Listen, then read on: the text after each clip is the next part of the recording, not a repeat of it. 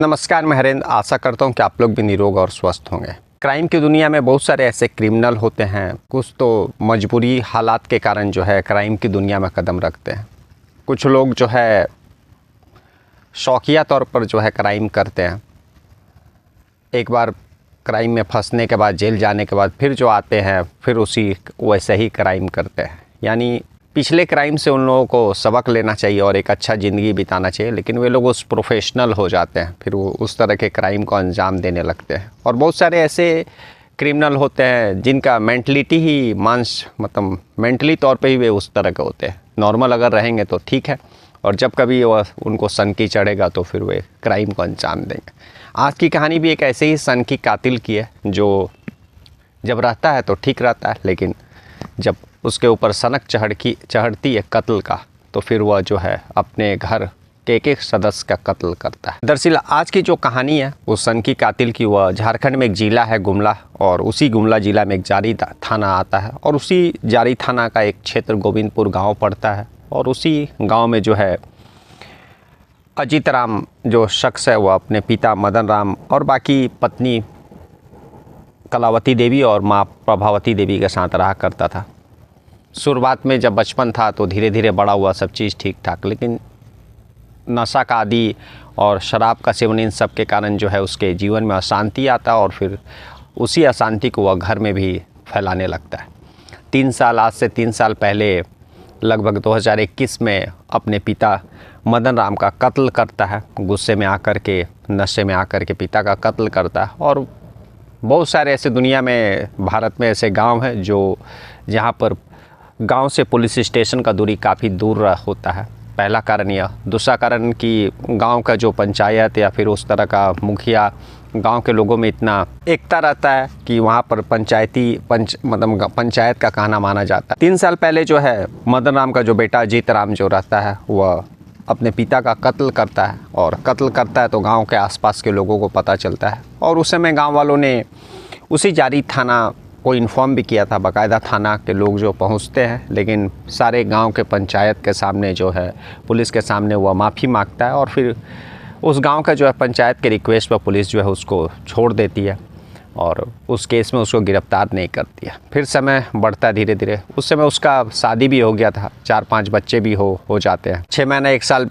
तक वह ठीक रहा। फिर जो है अपना उसी चाल पर पत्नी को तंग करने लगा। कई दफ़ा पत्नी से मारपीट करने लगा, और इतना मारा एक बार कि उसकी पत्नी ने जो है लहूलुहान हो गई। फिर वह उसी जारी थाना में जाकर के अपने पति अजीत राम के अगेंस्ट में कंप्लेन करती है, और उसी केस में पुलिस जो है उसको गिरफ़्तार करके जेल भेजती है। और उसकी पत्नी भी जो है उस 4-5 जो बच्चे रहते उसको छोड़ करके दूसरे जगह निकल जाती है, क्योंकि वहाँ उसका रहना दुर्लभ हो गया था।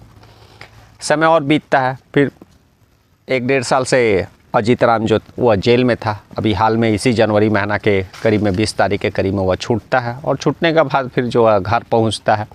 1-2 दिन तो ठीक से रहता है, लेकिन फिर से उसी शराब और बाकी नशे का जो है उसका आदत फिर से शुरू हो जाता है। और 1-2 दिन पहले ही वह रात के समय, शाम के समय फिर शराब और नशे के में घर आता है। घर में उसकी माँ जो है प्रभावती देवी थी। प्रभावती देवी से वो लड़ाई झगड़ा करने लगता। माँ उसको सही से रहने का बात बताती है कि तुम ऑलरेडी पिता का कत्ल किया, उसके बाद फिर पत्नी को तंग किया, पत्नी भी तुम्हारी छोड़ करके चल गई, तुम जेल में थे तो मैंने तुम्हारे 4-5 बच्चों को पाला पोसा, मैं देख रेख कर रही हूँ। उसके बाद तुम जेल से छूटे हो, और ठीक 2 दिन के बाद फिर से दारू शराब और नशे का सेवन करने लगे। इसी बात सारी चीज़ों को लेकर के अजीत राम जो है बौखला जाता है, और वह उस अपनी माँ प्रभावती देवी से जो है लड़ाई झगड़ा करने लगता है। और इस लड़ाई झगड़ा में वह इतना गुस्सा में आ जाता है कि वो अपनी माँ प्रभावती देवी को मार के उसका जो है कत्ल कर देता है। कत्ल करने के बाद फिर जो है भागने लगता है, लेकिन पहले ही लड़ाई झगड़ा और ये सारी चीज़ें जो आसपास के लोगों को सुन रहे थे। और जब कत्ल होता है, जब वह भागने लगता है तो गांव के लोग उसको पकड़ लेते हैं। फिर रात भर उस पंचायत भवन, गांव का एक पंचायत भवन रहता है, उसी पंचायत भवन गोविंदपुर जो गांव रहता है वहाँ पर लोग उसको रखते हैं, क्योंकि गांव से पुलिस स्टेशन का दूरी काफ़ी दूर था। सुबह में पुलिस पहुँचती है जारी थाना का, फिर जो है उस अजीत राम को गिरफ़्तार करके जेल ले आती है। और जब गिरफ़्तार करके जब थाना में ले करके आती है तो उससे अजीत राम से पूछताछ होता है, तो वह बताता है कि नशा करने के बाद पता नहीं उसके माइंड में, दिमाग में क्या हो जाता है कि उसको कुछ समझ में नहीं आता है। बस उसको सनकी रहता है कि जो कोई भी उसके सामने ऊंची आवाज़ में बात करे वो उसका कत्ल कर देता है। तो पुलिस के सामने में भी एक अजीब तरह का कातिल था। फिलहाल पुलिस उसको गिरफ्तार करके जेल भेज देती है, लेकिन एक शख्स जो 3 साल पहले अपने पिता का कत्ल करता है, फिर अपने पत्नी के साथ दुर्व्यवहार और मारपीट का जो है दोषी रहता है, उसी के कारण जो उसकी पत्नी अपने 4-5 बच्चों को छोड़ करके दूसरी जगह चल जाती है। और एक माँ जो पत्नी के छोड़कर जाने के बाद, और ख़ुद जो अजीत राम, जब पत्नी ने उसके ऊपर शिकायत किया तो उसको जेल हुआ था, वो उतने दिन से जेल में था, लेकिन उसके बच्चों का जो है पालन पोषण कायदे से जो उसकी माँ करती रही। और वही जेल से जब बाहर आता है तो 2 दिन ठीक रहता, उसके बाद फिर नशा और बाकी चीज़ों के कारण जो है अपनी उसी माँ से लड़ाई झगड़ा करने लगता है। और लड़ाई झगड़ा में इतना वह गुस्सा हो जाता है कि अपने माँ प्रभावती देवी का जो है मार मार के कत्ल कर देता है। तो एक ऐसा कातिल, इसलिए कहते हैं कातिल या फिर जुर्म करने वाले शख्स का कोई मजहब, कोई इंसान या कोई धर्म नहीं रहता, और वो भी नशा करने वाला।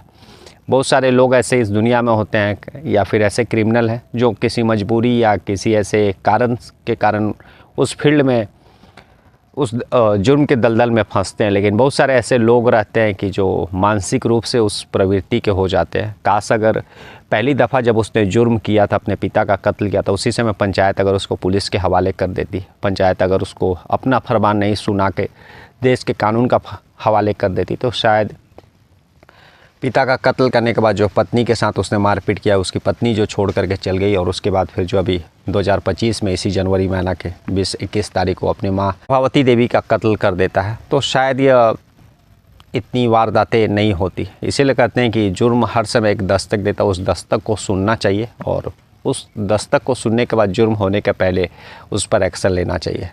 लेकिन काश जो उस समय पंचायत के लोग इस अजीत राम का मनसा को समझ, इसके माइंड को समझ लिए होते कि यह सुधारने वाला नहीं है, तो शायद इतनी जो उसके माँ प्रभावती देवी का जो कत्ल हुआ और बाकी जो पत्नी के साथ जो है उस तरह का मारपीट का वारदात हुआ, ये सारी चीज़ें होती नहीं, और वह सलाखों के पीछे रहता। तो आज की छोटी सी यही कहानी थी, लेकिन एक बड़ी सीख दे करके जाती है कि दुनिया में बहुत तरह के क्राइम होते हैं, दुनिया में बहुत तरह के क्रिमिनल होते हैं, और उसी क्रिमिनल में से एक जो है इस तरह के मानसिक प्रवृत्ति के लोग होते हैं कि जब रहते हैं तो शायद नॉर्मल, लेकिन और जब क्राइम को अंजाम देते हैं तो उनके ऊपर सिर्फ जो है क्राइम करने का। और दूसरी तरफ जो है गांव के लोग भी इस अजीत राम से परेशान थे, क्योंकि वह जब कभी भी गांव में रहता था तो नशा करने के बाद जो है कुदाल लेकर के दूसरों के खेत में, जब कभी वह गाँव में रहता था तो नशे में आकर के कुदाल लेकर के जो दूसरों के खेत में जाकर के मट्टी खोदने लगता था, दूसरों के बागान से जो है सब्जी चोरी करके लेके आने लगता था। तो उसके इस तरह के चाल और इस तरह के व्यवहार से जो है पूरे गांव के लोग परेशान थे। लेकिन अंत तक उसकी माँ प्रभावती देवी उसको समझाते रही कि तुम सुधर जाओ और घर का मान मर्यादा और प्रतिष्ठा को संभालो। लेकिन जो अजीत राम वह संभलता नहीं है, नशे में आदी होकर के वह कत्ल कर बैठता अपनी माँ का, और फिर जो है आज वह सलाखों के पीछे। तो आज की छोटी सी कहानी छोटी सी थी, लेकिन एक बड़ा सीख दे करके जाती है, और इस कहानी से बहुत चीज़ हम लोग को जानकारी मिलता है कि कल मैं फिर ऐसी किसी कहानी के साथ मिलेंगे। तब तक ले नमस्कार, जय हिंद, जय।